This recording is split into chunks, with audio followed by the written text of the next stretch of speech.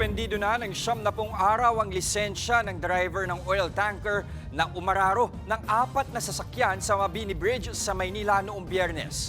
Ayon sa Land Transportation Office, hinainan na nila ng show cause order ang driver. Nagpaliwanag na rin daw ang pahinante nito na nawalan ng preno ang 10-wheeler kaya nangyari ang disgrasya. Pero ayon kay Transportation Secretary Vince Dizon, responsibilidad umano ng driver na siguruhing nasa maayos na kondisyon ang minamaneho nitong sasakyan. Isang rider ng motor ang nasugatan dahil sa insidente. Samantala, 70 araw ring suspendido ang lisensya ng isang driver na nakuhaan namang nagpapalit ng plaka sa bahagi ng NLEX sa Bulacan. Pinagpapaliwanag na ng LTO ang rehistradong may-ari ng sasakyan kung bakit hindi dapat tuluyang bawiin ang kanyang lisensya. Maliban sa suspensyon, isinailalim na rin sa alarm status ang naturang sasakyan.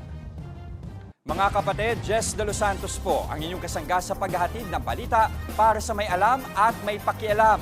Para sa tuloy-tuloy na makabuluhang balitaan, mag-follow at mag-subscribe na sa social media pages ng News 5.